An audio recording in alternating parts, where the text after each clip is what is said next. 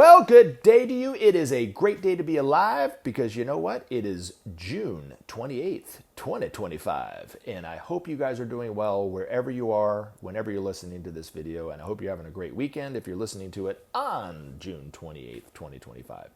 But my name is Gary Willing, and as always, I want to welcome you to Search for Science. I also would like to just let anybody know who wants to know more about this information that the best thing to do is to get some research done for yourself. Look into it, see if it's true for you.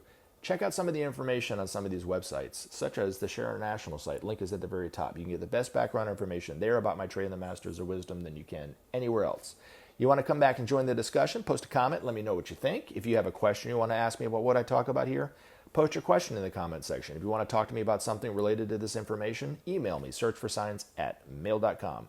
And I had a wonderful comment coming from a man named Mark. He talked about one of his own personal experiences with Maitreya. I had another email coming from a woman. I didn't ask her if it was okay for me to talk about it, so I'm not going to talk about what she said, but wonderful experience. And it always confirms to me that I'm not the only one having these experiences. I'm not the only one that's being touched by these masters in some way to help them out in some way. And the initial, like early on when I started this YouTube channel, the initial reason why I did it and the reason why I named it Search for Signs was because Maitreya once said, "Those who search for signs will find them." And the signs are everywhere. You just have to look. You have to take the time to look and want to see the signs. Now, they're not always experiences. Sometimes we think they are and they're not. Other times we miss the fact that these masters are actually touching our lives in some way, whether it's we see them in our life as a familiar, as I have many times and others have many, many times in their life too, or other times where they save us from an accident or help us out in some kind of way or whatever. But the masters are always wanting to help humanity, and they will help you as much as they possibly can. And one of the gifts of knowing about Maitreya is the fact that it makes it easier for him to help you. Even though you might not believe it 100% as I do, you might not tell other people about it as I do, but just the fact that you know who Maitreya is gives him the opportunity to help you out without infringing on your free will. So I love it when people email me and let me know their experiences that they had and so forth. It really reminds me just how much they are in our lives. And as isolated as you think you are, you're really not isolated. And it's not because the masters are here. It's because of also all of humanity's here. We're isolating ourselves to protect us. There's too much going on for us to open our hearts to strangers and open our hearts to others. But in reality, we really are one family. And that's what these masters and Maitreya are going to be teaching us in the very near future. Now, I wanted to talk about what's going on in the world today in kind of reference to what we talk about here in terms of the masters coming out and becoming known for who they are eventually.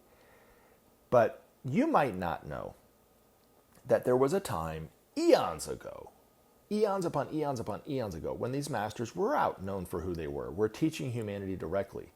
Now, since then, for the last 100,000 years or so, they've been living in very, very remote areas of the world. They've never left the world. They didn't go to another planet, another solar system, another galaxy, or anything like this. They've been guiding and directing humanity indirectly through their disciples. And pretty much any man or woman throughout history that you read in their history books, or even to today, who is doing something to help humanity in whatever field it is.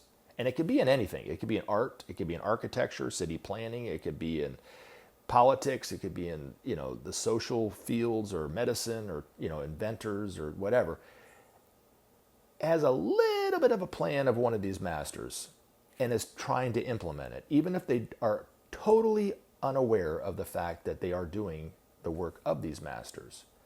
But the plans of these masters are to help humanity. The plans of these masters really are the plans of God. And they are the representatives of God in our lives, even though we don't know that yet to be true.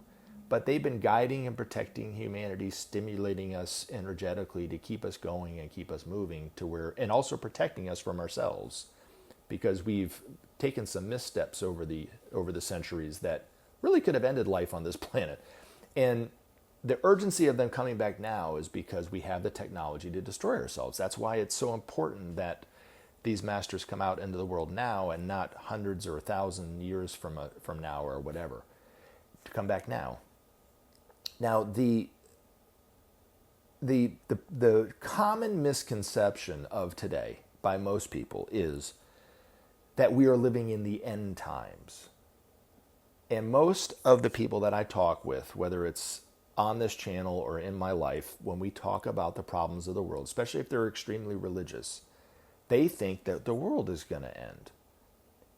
But the masters and Maitreya will tell you, you're just misinterpreting your own scriptures. That's not what was really written in Revelation to be meant the way that it was, interpreted in that way.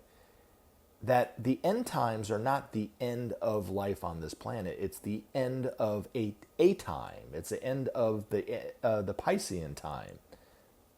And so for the last 2,000 years, humanity has been living under the influence of the energies of Pisces, giving us the world that we have today, giving us the history that we've had over the last 2,000 years, good and bad, pros and cons. But we're moving into a different time with different set of energies, different rules, different laws and of life and so forth, that will give and create a whole new humanity in a much deeper and more meaningful way. And that's why we think that the world is ending, because the structures that were built, the economic, political, social structures that were built to support the energies of the past are literally crumbling in our face. We're seeing it crumbling. And our so-called world leaders most of them have no understanding of the laws of life, are there to just try to keep the power in their favor, are watching the system crumble too, and there's nothing they can do about it. Our economic systems are crumbling. Our political systems are crumbling because the ways of the past aren't working anymore. And if left alone, we will literally have no political structures to speak of or economic structures to speak of, because those structures were built to support the few at the expense of the many. It's going to flip to where the structures, the economic and political structures, will eventually be there to support the whole and not just the few. I know it seems like it's impossible. That's an impossibility based on how the money's structured and the power structure of the political parties and so forth, but it's going to flip. But it's going to take humanity and the masters getting it to flip to where those benefit us. So anyway, we're not in the end times. We're not going to die. And if you were to be able to speak to Maitreya, even to today, if you knew that this person, who's out speaking to humanity now in our media was Maitreya, and you could ask him, are we going to kill ourselves? He would tell you with such certainty and confidence that we will not. That there will never, ever, ever, we will never, ever, ever destroy ourselves. And the reason why he knows this, and the reason why we aren't seeing it in the same way as the masters, is because he knows the hearts of all of humanity. And he will tell you that within the hearts of all of humanity is the love of oneness, longing for unity, the love and the wanting and the desire for peace is all within the hearts of every man, woman, and child on this planet living today. It just needs to be awakened to that truth. And that's why Maitreya and the love coming out of the Christ will flow from his heart into all of ours, and will eventually open our hearts to see the truth within it, which is we all want peace. We all want a future for ourselves and our children. None of us really want to die or see our only planetary home die. But some of us are thinking that that's what it should be based on our scriptures, but that's not the truth of it.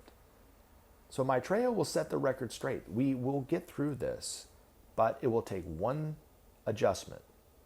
And that adjustment is the nations of the world will have to learn how to share with one another. That will bring about trust.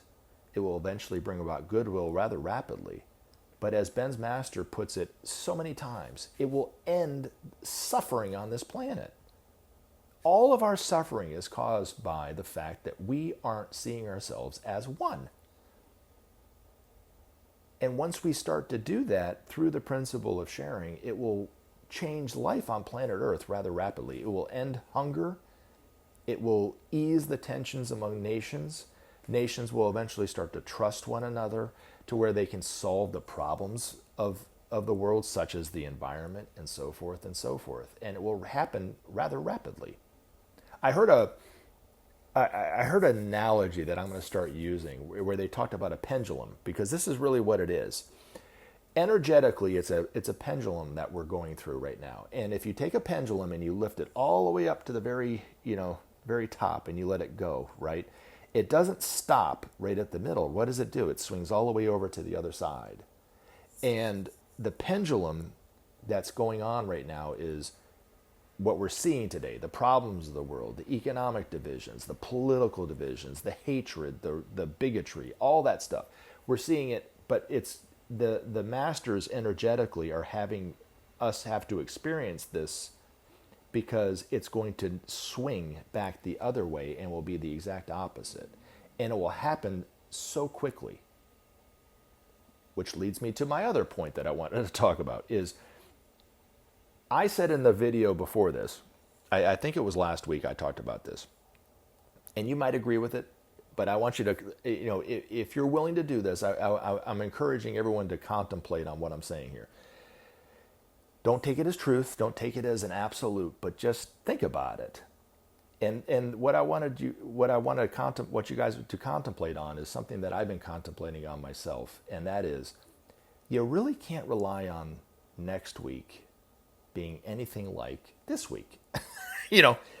The changes are happening so rapidly, the upheavals are happening so quickly, that you just can't hold on to what the future is. There's no consistency anymore, right? And the proof is in just what happened this week.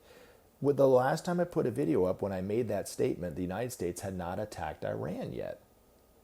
And I was not even thinking that was going to happen. And then boom, it happened. So what's next week going to be like? And the question, the thing that I've been thinking about in reference to this, and I have to admit something to you guys, is that, because I like to keep things transparent and I like to let you guys know exactly what I'm thinking and when it comes to this and those kind of things, is I've talked about Maitreya in nearly 1,000 videos so far, and I've thought about the coming in back into the everyday world of these masters and how disruptive it will be for all of us to have this happen. It's going to disrupt life on planet Earth in a great way, not in a good way, but in a phenomenal way. But it will disrupt life, I assure you. Maitreya being out known for who he is, it will change everything.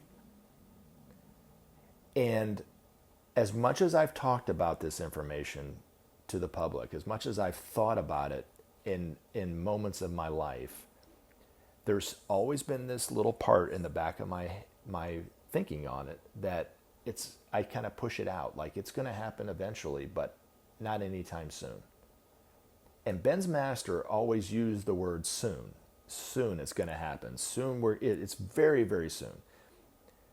Maitreya wrote something on a sidewalk one time, and it said, "So close now." But even me believing in this information as much as I do, knowing for certain that it's true, I've always kind of pushed it off. It's going to happen eventually. But not anytime soon, right? And then I've kind of made plans and adjustments in my life based on the fact that it's not going to happen anytime soon. Won't happen this year, won't happen next year. And people have commented on this channel, do you think it's going to happen this year? And I always kind of put it out there like, no, it's not going to happen this year, right? Well, the thought that I had about how fast things are changing, some good, some bad, some pleasant, some unpleasant, that I would not be surprised if I'm thinking it's like going to be, a couple years from now until I see and recognize Maitreya on TV, but it could be any day now, to be honest. I think we're getting to the point where it could be any day. I'm not saying that it's going to happen tomorrow. I'm not saying that you will recognize and see Maitreya on TV this week. I'm not saying that the day of declaration will be in the year of 2025 when we'll all know who Maitreya is, when he overshadows all of humanity and we hear his call for humanity in our own language, in our own head. And he shows us the different futures that await humanity if we continue on in the same way that we're doing and destroy life on this planet, and we feel our only planetary home dying in that way. And then we see what will happen in our future if we try the principle of sharing, how wonderful it will be for all of humanity to come together as one family, and we see what life on planet Earth will be like when we do that on that day. I got to be honest with you, it could be at any time. You know what I'm saying? So I'm going to say what Maitreya said, and I'm going to say what Benjamin Creme's master said. It is so soon now. So if you believe this information on any level, I hope that gives you a little bit of hope, because when I've been kind of seeing the problems and how rapidly they're coming up for humanity over and over and over again like this, it's disruptive. And I do think that the ultimate disruptiveness, the return of the awaited teacher, the return of the Christ for the Christians, the coming into the world of the Imamati, and the return of the fifth Buddha, Maitreya Buddha, and to see Maitreya as the world teacher, teaching humanity how to love, how to live together in peace, how to teach us how to be our own selves and see our own divinity in that way. That is so soon now that I think it's a lot quicker than I thought it was going to be. You know, will humanity put it off and put it off and put it off? It might, but I'm thinking it's so soon now. So I wanted to share that with you because I've been thinking about this for, weeks. And in a lot of ways, it's given me a lot of hope. You know, I just started reading Benjamin Creme's master's book, A Master Speaks, Volume 2. I finished up recording all of 1, and now I'm starting to record Volume 2. And he talks about this in this one article, A New Serenity, where he says that you might find that you're hopeful for something, but you don't really know what.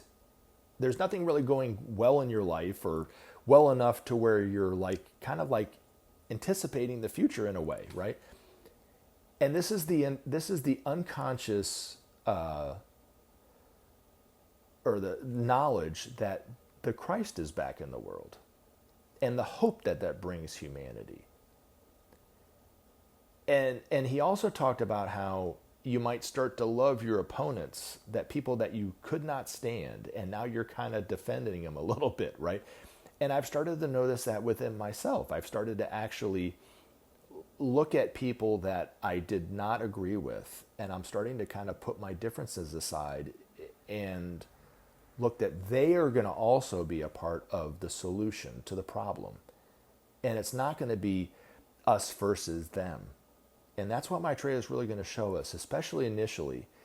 And it's going to be a shock for humanity, is how he brings humanity together. These differences that we've seen, we think were insurmountable, like political divisions, like national and international divisions, or racial divisions. He is going to bring humanity together in a way that we can't possibly imagine what that will mean for all of us. But it will be his love that he will show us exactly how to start to love one another. And I think it's already happening. Check yourself out. As Ben's master say, take stock in where you are right now and see if that is not true for you. You're starting to open up a little bit more and become more loving. Now, in a way, we're also kind of retreating and we're becoming more isolated. So there is both things maybe going on for you. But look and see if that's not true for you too. You know, Ben's master's articles that I've been reading in volume 2 of A Master Speaks were written.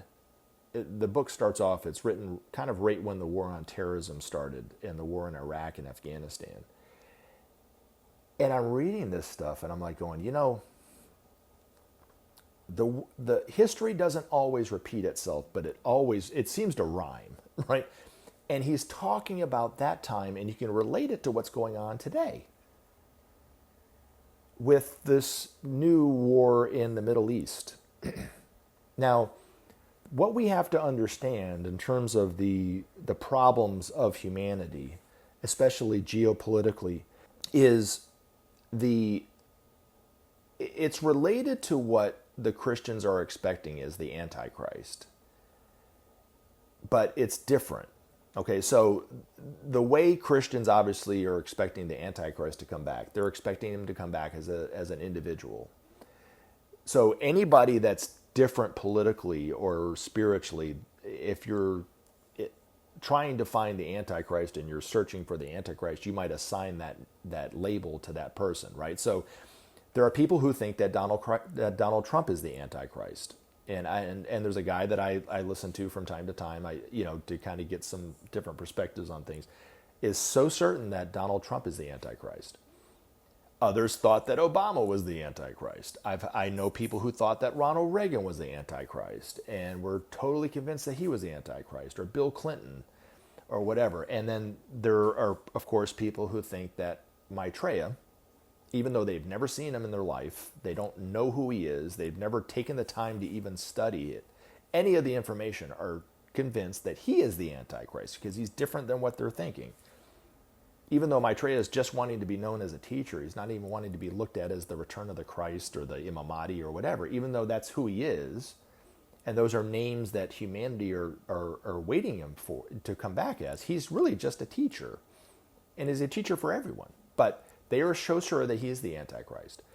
But the Antichrist, according to the Ageless Wisdom Teachings, is an energy and was never meant to be looked at and expected to come back as an individual.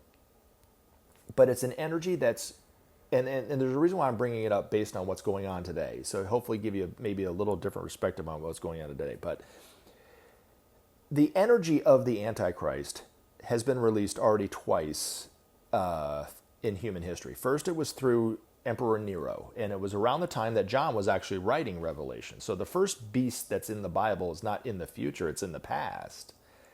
And it was released through, that energy was released through Emperor Nero, and it was used to destroy the Roman, as Ben's put it, the Roman dispensation. And it had it not done that, it destroyed Rome in that way, and in that type of thinking, the Christianity would have never flourished over the last 2,000 years. So it was done in order for that to happen. And it really destroys the old ways of thinking and relating to one another to allow a new way of thinking and relating to occur. And we are a totally different humanity, and we look at life totally different for ourselves and for each other and for humanity than we did 2,000 years ago. And it's a direct result of that Antichrist energy being released through Nero. It's nasty, it's nefarious, and it's an evil force, but it's the masters use it purposefully, and it's released purposely by not only the masters, but the Shambhala, which is another thing we could talk about. But anyway, it's released through that, and it destroys that old way of thinking to allow a new way of thinking to occur. And then the beast was re-released, and the Antichrist energy was re-released through the time of World War I and World War II. And it could be said that Hitler was the face of the franchise. He was the face of the Antichrist, but he's not even the Antichrist. It was that group, the Nazis in Germany, the militarists in Japan, and the fascists in Italy. Those three made up that point that energy was released again. Why was it released through 3 points and not just through one individual like it was 2,000 years ago? Is because the energies of Aquarius are only going to be realized through group formation. And 3 is the simplest form of a group. So that's why it was released through that. Now, here's where it applies to what's going on today. And you can go back and you can do some research in not only in Benjamin Creme's writings, but also in Alice Bailey's writings. And there's a link in the description of this video to read some of Alice Bailey's works, which one of the masters, the master Joao wrote that information through her and that kind of thing. But in her books and in Benjamin Creme's books, they talk about it. That Antichrist energy, which is nefarious, which is evil in a way, was, and the influence of the what are called the lords of materiality or the forces of evil was defeated but not destroyed when the Allies won and beat the Axis powers of in World War II. They were defeated but not destroyed. The door was closing in on them to keep them from really influencing humanity. And as one of the masters put it, they got their foot in the door to keep the door from closing all the way. And there was a specific event that allowed them to do that.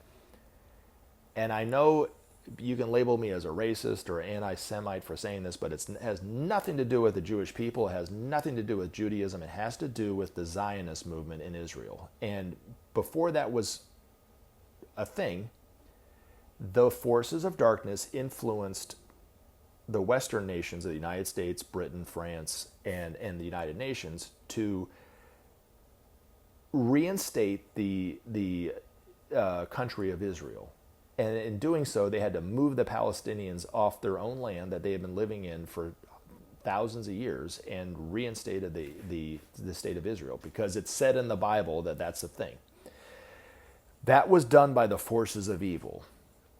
And if you don't believe it, look at what's happened since then. Was anything good happened since then? No, it's just been nothing but destabilizing peace in that region. There's been genocides and so forth and so forth.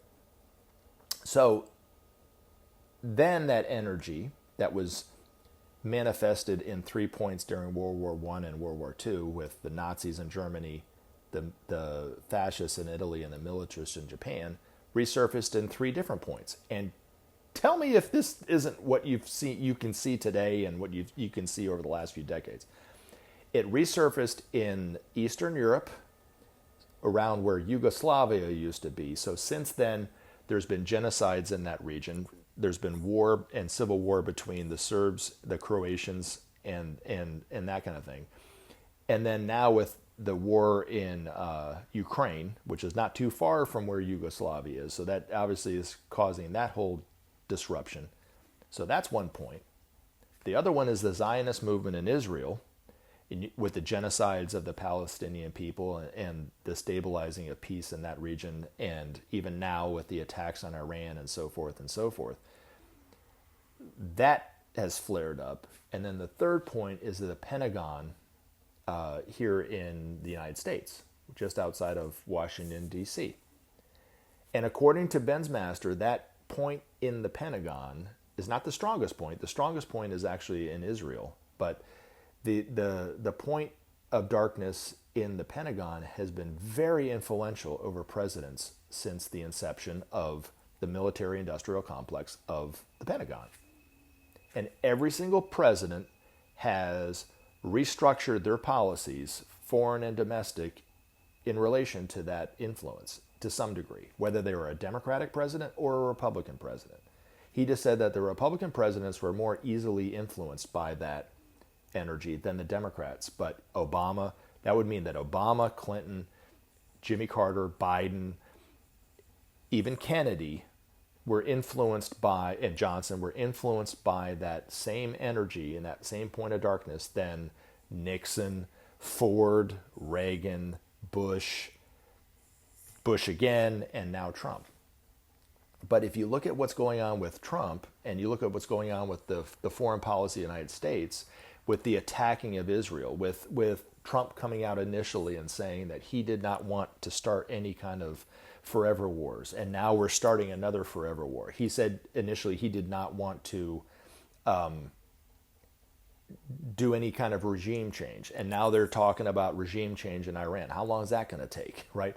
This is a direct result of the influence, that nefarious influence of the Pentagon influencing the president. If you don't agree with it, look at those 3 points: Eastern Europe, the Zionist movement in Israel, or just in that region, and then the Pentagon over the past few decades, and tell me that you don't see some evil kind of result of those 3 points. But that's the reason why we have the world that we have today, is because of that going on. And every time Maitreya is very, very, very, very close to, this was back before he had done his first interview, every time he came very close to doing an interview, something in one of those 3 regions would flare up. And it's because the forces of darkness are trying to keep humanity back. Now, what's the solution? You can't none of us individually can do anything in those 3 points to solve the problem. It's going to take the masters and humanity working in conjunction and together to be able to solve that problem. But the masters can counteract the effects of those 3 points of darkness very easily. But what they can't do is get somebody off the couch who wants to see changes in the world to do something. They can't force any one of us to do any of that. We have to do it on our own. So the complacency and the inertia of humanity is the real problem. So if you're someone who's concerned about the problems of the world and you don't know where to start, you don't know who to talk to, do something. Get out and march in the streets along with the thousands of other people who have been doing it, and you might even see Maitreya in a guise or the Master Jesus in a guise in the crowd, because they're always in those marches marching alongside the people, as one of the people. But lend your voice to that group if that's something that you want to do. If you want to talk about it like I do online, get on YouTube and start talking about it. If you want to write your legislature, if you think that will help, write them. Let them know how important peace is, how important justice is. If you're not quite sure that sharing will bring about justice and bring about peace, read more about the Marshall Plan. It did bring about goodwill amongst the nations that participated in it. Look at it on Wikipedia, read about it, watch some videos about it. They don't talk about it in the way that I do in terms of bringing about peace, but according to the masters, it's the first and only time we ever tried sharing. Had we not done that, Maitreya would not have even been able to come back into the everyday world, because it was one of the requirements for him to come back was we had to start to look at and think about the principle of sharing. Talk about it amongst your friends and family. Tell them how important justice is and how peace is. And if they don't know how to, I don't know how we're going to ever be able to do this, say, well, I heard somewhere that the principle of sharing would bring about justice and eventually bring about peace. Well, what's that? Well, that's when nations share resources with other nations and they give back in payment what they took. It's not communism. It's not socialism. It's not capitalism. It's beyond all that. There's no ideology to the principle of sharing. It's how life should be working on planet Earth, because this is how it's done everywhere throughout cosmos. Everything is sharing. So talk to them about that. But as Ben's master said in the article that I read, he goes, it's time for us to speak loudly about justice and the principle of sharing and how that will end suffering.